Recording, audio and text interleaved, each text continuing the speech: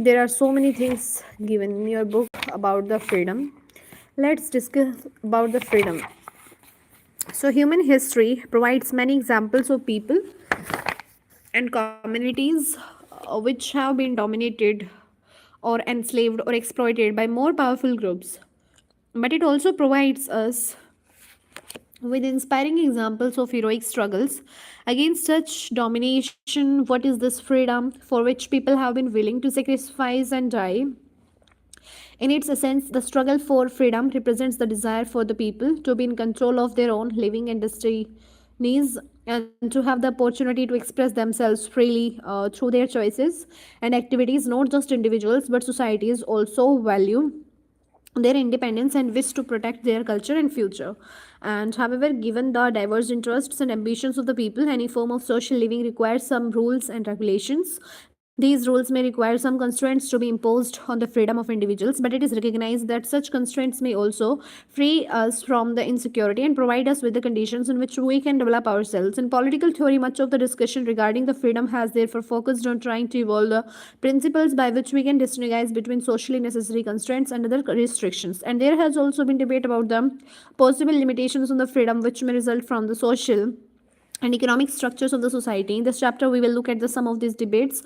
After studying this chapter, you should be able to understand the importance of freedom for the individuals and societies and explain the difference between the negative and positive dimensions of the freedom. Explain what is meant by the term harm principle. So, all these things we will be discussing in this chapter. Okay. So first of all, the thing is the ideal of freedom.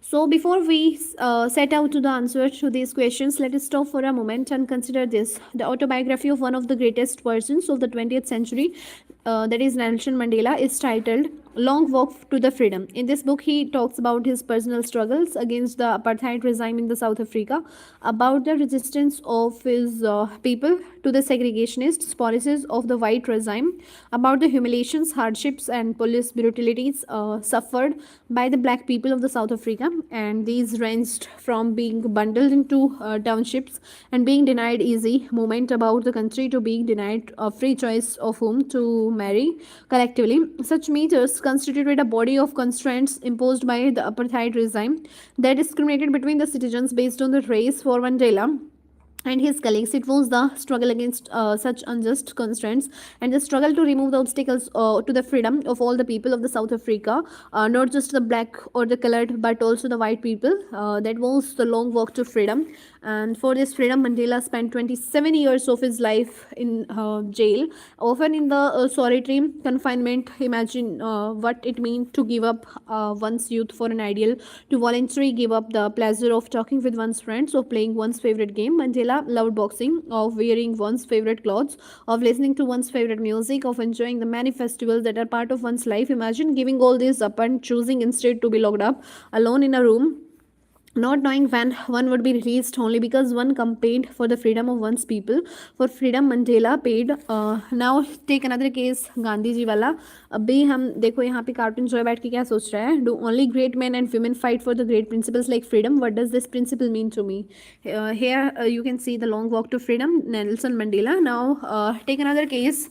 Now, take another case. Gandhiji's thoughts on violence have been a source of inspiration for the Aung San Suu Kyi, and as she remained under house arrest in Myanmar, separated from her children, unable to visit her husband when he was dying of cancer, because she feared that if she left Myanmar to visit him in England, she would not be able to return. Aung San Suu Kyi saw her freedom as connected to the freedom of her people, and her book of essays bears the title of Freedom from the Fear. She says, "For me, real freedom is freedom from the fear, and unless you can live free from the fear, you cannot live a dignified human life." These are deep thoughts that lead us to pause and consider the implications. We must not,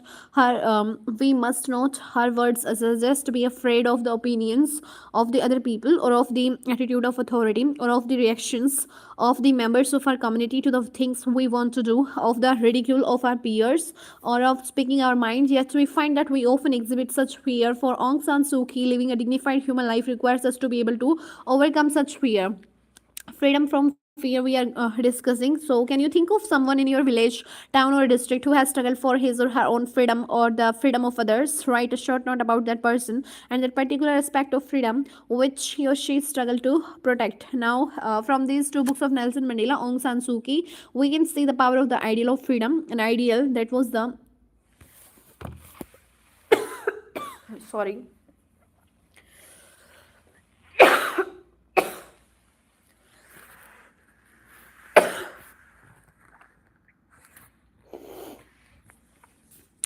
from these two books of Nelson Mandela and Aung San Suu Kyi, we can see the power of the ideal of freedom, an ideal that was at the center of our national struggle and the struggles of the peoples of Asia and Africa against British, French, and Portuguese colonialism. Now, what is freedom? A simple answer to the question what is freedom is absence of constraints. Freedom is said to exist when external constraints on the individual are absent. In terms of this definition, an individual could be considered free if he or she is not subject to external control or coercion and is able to make independent decisions and act in an autonomous way. However, absence of constraints is only one dimension of freedom. Freedom is also about expanding the ability of the people to freely express themselves and develop their potential. And freedom in this sense is the condition in which people can develop their creativity and capabilities. Okay, both these aspects of the freedom, the absence of external constraints, as well as the existence of conditions in which people can develop their talents are important. A free society would be one which enables all its members to develop their potential with the minimum of social constraints. No individual living in the society can hope to enjoy total absence of any kinds of constraints or restrictions. It becomes necessary then to determine which social constraints are justified and which are not, which are acceptable and which should be removed. To understand which social constraints are necessary, discussions on the freedom need to look at the core relationship between the individual and the society or group, community or state within which he or she is placed. That is, we need to examine the relationship between the individual and society. We would need to see which feature of the society allow the individuals the freedom to choose, decide, or act, and which do not. We would need to determine which features are desirable and which are not, which should be removed and which should not. And further, we need to see if the principles which we use to differentiate necessary from unnecessary constraints also apply to the relationship between individuals and groups and nations. Now let's talk about the suffrage. A concept of analogous freedom in the Indian political thought is suffrage. The term suffrage incorporates within it two words, swa matlab self and raj matlab rule. It can be understood to mean both the rule of the self and the rule over self. Suffrage in the context of the freedom struggle in India referred to as the freedom as a constitutional and political demand and as a value of the and as a value at the social collective level. That is why suffrage was such an important rallying cry in the freedom movement, inspiring Tilak's famous statement, Swaraj is my birthright and I shall have it. It is the understanding of Swaraj as rule over the self that was highlighted by the Mahatma Gandhi in his work in Swaraj, where he states, it is Swaraj when we learn to rule over ourselves. Swaraj is not just freedom but liberation in redeeming one's self-respect, self-responsibility, and capacities for the self-realization from the institutions of dehumanization. Understanding the real self and its relation to the communities and society is critical to the project of attaining Swaraj. Gandhiji believed the development that follows would liberate both individual and collective potentialities guided by the principle of justice. Needless to say, such an understanding is as relevant to the 21st century as it was when Gandhiji wrote the Hind Swaraj in 1909. So, we were discussing both these aspects. Now let's discuss about thus far we have defined freedom as the absence of constraint. To free means to reduce or minimize the social constraints that limit our ability to make choices freely. However, this is only one aspect of freedom. To put it in another way, freedom also has a positive dimension. To be free, a society must widen the area in which individuals, groups, communities, or nations will be able to charter their own destiny and be what they wish to be. Freedom in this sense allows the full development of the individual's creativity, sensibilities, and capabilities, be it in support, science, art, music, or exploration. A free society is one that enables one to pursue one's interest with a minimum of constraints. Freedom is considered considered valuable because it allows us to make choices and to exercise our judgment. It permits the exercise of the individual's power of reason and judgment. So girls and boys should be free to decide whom they wish to marry. Parents should have no say in this matter. Now, the source of constraints, restrictions on the freedom of individual may come from domination and external controls. Such restrictions may be imposed by force, or they may be imposed by the government through the laws which embody the power of the rulers over the people and which may have the backing of force. This was the form of constraint represented by the colonial rulers over their subject, or by the system of apartheid in the South Africa. Some form of the government may be inevitable, but if the government is a democratic one, the members of a state could retain some control over their rulers, and that is why democratic government is considered to be an important means of the protecting the freedom of the people. And but the constraints on the freedom can also result from the social inequality of the kind implicit in the caste system, or which result from the extreme economic inequality in a society. The quotation from the Subhash Chandra Bose on the freedom draws attention to the need for the country to work to remove such constraints. And उसके बाद जो next वो क्या है, Netaji Subhash Chandra Bose on the freedom. If we are to bring about a revolution of ideas, we have first to hold up before us an ideal which will galvanize our whole life. That ideal is freedom, but freedom is a word which has varied connotations. And even in our country, the conception of freedom has undergone a process of evolution. By freedom I mean all round freedom, that is freedom for the individual as well as for the society, freedom for the rich as well as for the poor, freedom for the man as well as for the women, and freedom for all individuals and for all the classes. And this freedom implies not only emancipation from the political bondage, but also equal distribution of the wealth, abolition of caste barriers and social inequities, and destruction of communalisms and religious intolerance. And this is an ideal which may appear utopian to hard-headed men and women, but this idea alone can appease the hunger in the soul. And presidential address to the students conference held at Lahore on 19th October 1929. उसके बाद जो next है वो क्या है, why do we need constraints? We cannot live in a world where there are no constraints.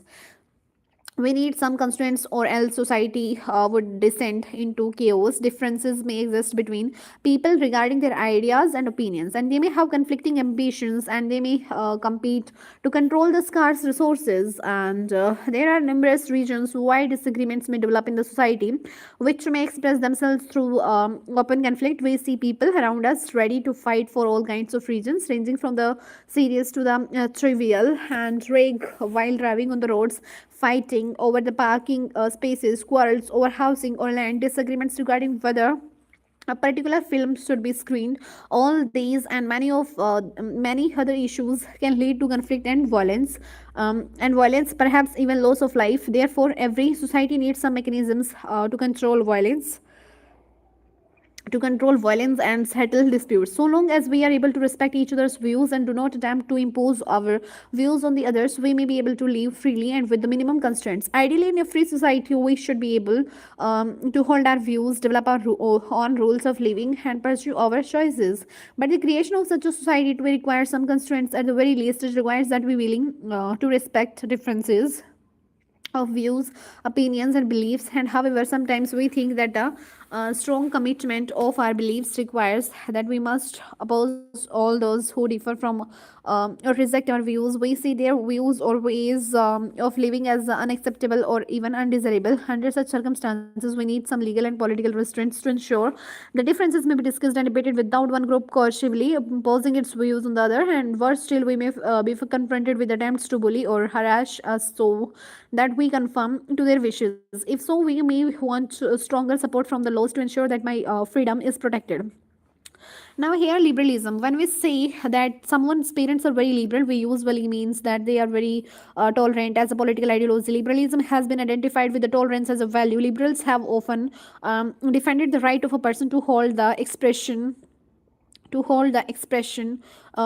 express his or her opinions and beliefs even when they disagree with them. But that is not all that there is to be liberalism, and liberalism is not the only modern ideology that supports tolerance.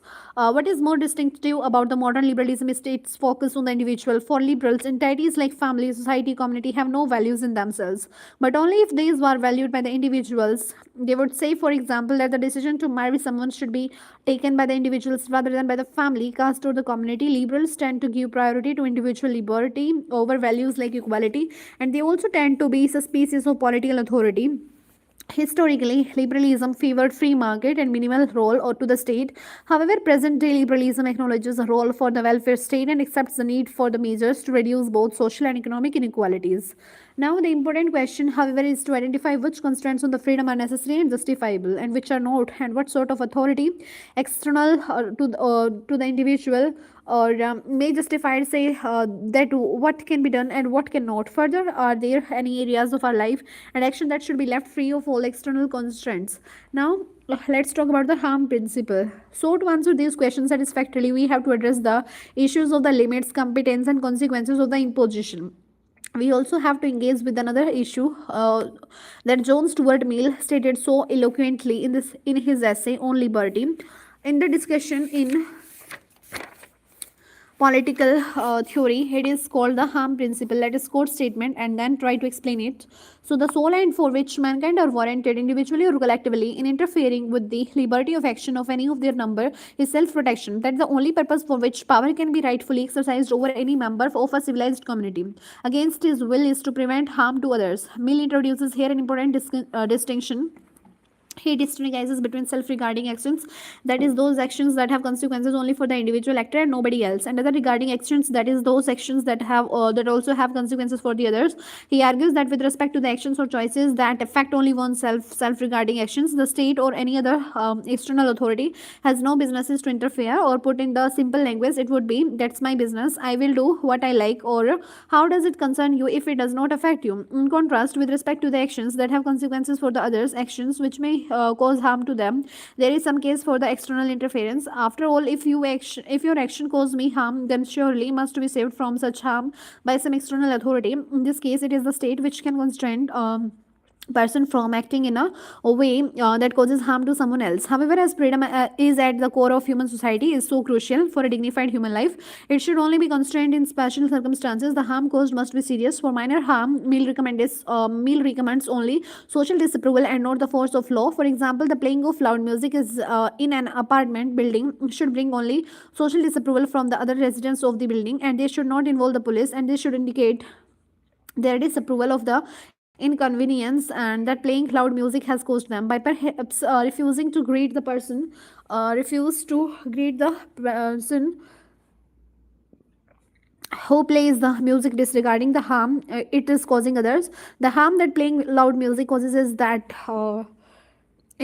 of preventing those in other apartments from talking or sleeping or listening to their own music. This is the minor harm and should only provoke social disapproval.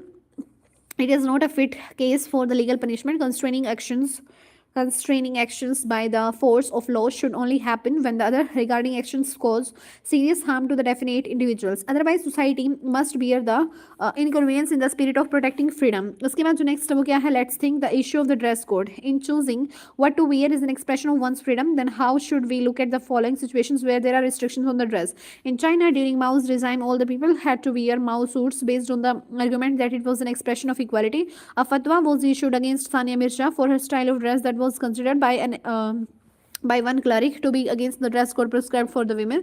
The rules of a test match in the cricket require every cricketer to wear the white dress, and students are required to wear the school uniforms. Let us debate about some questions. In the restriction on what to wear are justified in all the cases or only in the some? When does it constitute a constraint on the freedom, and who has the authority to impose these constraints? And should religious leaders to be given the authority to issue decrees on the dress? And can the state decide what one should wear? And should the ICC set down rules of what to wear when playing cricket? Is the imposition excessive? Does it diminish the many ways people have of expressing themselves? What are the consequences of accepting the impositions? Will the society become equal if everyone dresses the same way as in the Maoist China? Or are women being denied the participation in the sports if they cannot wear clothes that would help them to compete effectively? Will the game be affected if cricketers wear the colored clothes? And people should be ready to tolerate different ways of life, different points of view, and the different interests, so long as they do not cause harm to the others. But such tolerance need to not to be extended to views and actions which may put people in the danger or foment hatred. उसके बाद जो next है वो क्या है? Next जो है वो ये है So what we were discussing, but such tolerance need not be extended to view and actions which may put people in danger or foment hatred against them. Hate campaigns cause serious harm to the freedom of others, and actions that cause serious harm are actions on which constraints can be imposed. And but we must make sure that the constraints imposed are not too severe that they destroy freedom itself. For example, we must not ask for the life imprisonment for those who only conduct hate campaign. Maybe some restrictions on the movement or some curtailment of their right to hold the public meeting can be considered, especially if they continue to carry on the campaign in spite of warnings by the state to desist from the conducting such campaigns. In the constitutional discussions in India, the term used for such justifiable constraints is reasonable restrictions, and the restrictions may be there, but they must be reasonable. That is capable of being defended by reason. उसके बाद note excessive note out of proportion to the action being restricted, since then it would impinge on the general conditions of the freedom in the society. We must not develop a habit of imposing restrictions, since such a habit is detrimental to the freedom. Negative and positive liberty. Earlier in the chapter we had mentioned two dimensions of the freedom: school, freedom as the absence of external constraints, and freedom as the expansion of opportunities to express oneself. In political theory, these have been called the negative and positive liberty. Negative liberty seeks to define and defend an area in which the individual would be inviolable, and in which he or she should do, be, or become whatever he or she wishes to do or become. This is an area in which no external authority can interfere. It is a minimum area that is secured, and in which whatever the individual does is not to be interfered with. And the existence of the minimum area of non interference is the recognition that human nature and human dignity need an area where the person can unobstructed by the others. How big should this area be, and or what should it contain, are matters of discussion and will continue to be matters of debate. And since the bigger the area of non-interference, the more the freedom. All we need to recognize is that the negative liberty tradition argues for an inviolable area of non-interference in which the individual can express himself or herself. If the area is too small, then the human dignity gets compromised. We may here ask the obvious questions: is the choice of what clothes to wear in different situations, schools, playing field, office, a choice that belongs to the minimum area and therefore one that cannot be interfered with by external authority, or is it a choice that can be interfered with by state religious authority? ICC or CBSC negative liberty arguments are in the response to the questions over the what area am I the master. It is concerned with explaining the idea of freedom from. In contrast, the arguments of positive liberty are concerned with explaining the idea of freedom to, and they are in the response to the answer who governs me, and to which the ideal answer is I govern myself. Positive liberty discussions have a long traditions that can be traced to Rousseau, Hegel, Marx, Gandhi, or Bindo, and also to those who draw their inspiration from these thinkers. It is concerned with looking at the conditions and nature of the relationship between the individual and society, and of improving these conditions such that there are fewer constraints to the development of the individual personality. And the individual is like a flower that blossoms when the soil is fertile and the sun is gentle and the water is adequate and the care is regular. The individual, to develop his or her capability, must get the benefit of enabling positive conditions in material, political, and social domains. That is, the person must not be constrained by poverty or unemployment, and they must have adequate material resource to pursue their wants and needs. And they must also have the opportunity to participate in the decision making process, so that the laws made reflect their choices, or at least take those preferences into account. Above all, to develop their mind and intellect, individuals must have access to education and other associated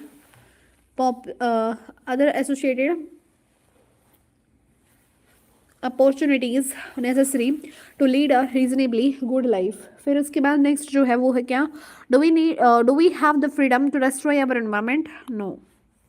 Positive liberty recognizes that one can be free only in the society, not outside it, and hence tries to make that society such that it enables the development of the individual, whereas negative liberty is only concerned with the inviolable area of non-interference and not with the conditions in the society. Outside this area as such, of course, negative liberty would like to expand this minimum area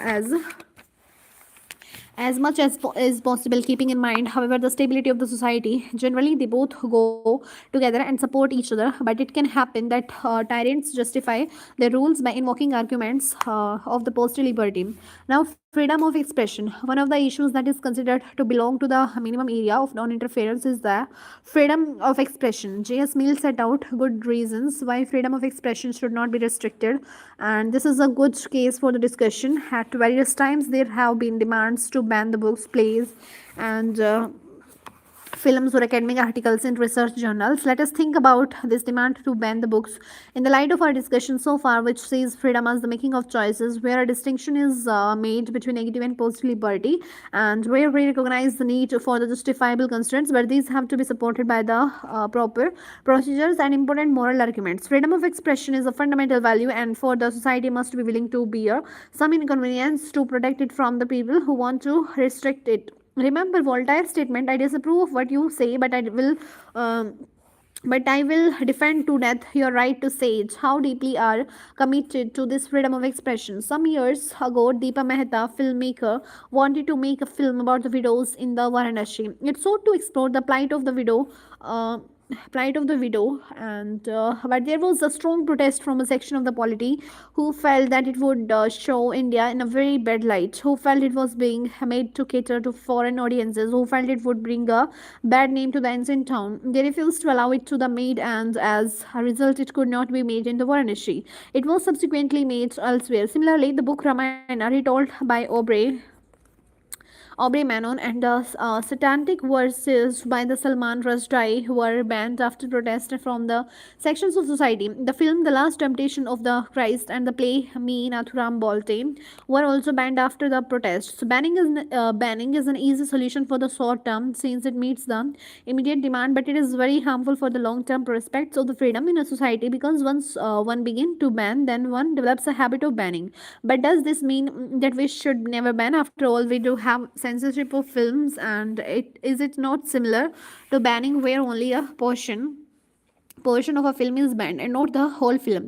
The question that is often debated, therefore, is when should one ban and when should one not? Should one never ban, and just for the interest in England, anyone who is employed to work for the royal household is constrained by contract, a constraint from writing about the inner affairs of the household. So, if such a person were to leave the employment, they would be unable to give an interview or write an article or author a book about the politics of the royal household. Is this an unjustifiable constraint on the freedom of expression? Constraints of the freedom, constraints of the different kinds thus exist, and we are subject to them in the different situations. While reflecting on such situations, we need to realize that when constraints are backed by organized social, religious, or cultural authority, or by the might of the state, they restrict our freedom in ways that are difficult to fight against. However, if we willingly or for the sake of pursuing our goals or ambitions accept certain restrictions, our freedom is not similarly limited. In any case, if we are not coerced into accepting the conditions, then we cannot claim that our freedom has been curtailed. Now, freedom of expression. So, John Stuart Mill, a political thinker and an activist in the 19th century Britain, offered a passionate defense of freedom of expression, including freedom of thought and discussion on his book on the liberty. He offered four reasons why there should be freedom of expression even for those who espouse ideas that appear false or misleading today. First, no idea is completely false. What appears to us false has an element of truth. If we ban false ideas, we would lose that element of truth that they contain. And this is related to the second point. Truth does not emerge by itself. It is only through a conflict of opposing views that truth emerges. Ideas that seem wrong today may um, have been very valuable in the emergence of what we consider right kind of ideas. Thirdly, this conflict of ideas is valuable not just in the past, but is of continuing value for all times. Truth always runs the risk of being reduced to an unthinking cliche. It is only when we expose it to the exposing views that we can be sure that this idea is trustworthy. Finally, we can also be sure that what we consider truth is actually true. Very often, ideas that were considered false at one point by the entire society and therefore suppressed turned out to be true later on. A society that completely suppresses all ideas that are not acceptable today runs the danger of losing the benefits of what might turn out to be very valuable knowledge. Now let's talk about the next one. We begin by saying that freedom is the absence of external constraints. We have now come to realize that freedom our capacity and our ability to make choices. And when we make choices, we have also to accept responsibility for our actions and their consequences. It is for this reason that most advocates of liberty and freedom maintain that children must be placed in the care of parents. Our capacity to make the right choices, to assess is a reasoned manner available options, and shoulder the responsibility of our actions have to be built through the education and cultivation of judgment just as much as it needs to be nurtured by limiting the authority of the state and the society. So this chapter is done, freedom. In the next chapter we will be discussing about the equality. Thank you so much for watching and stay connected.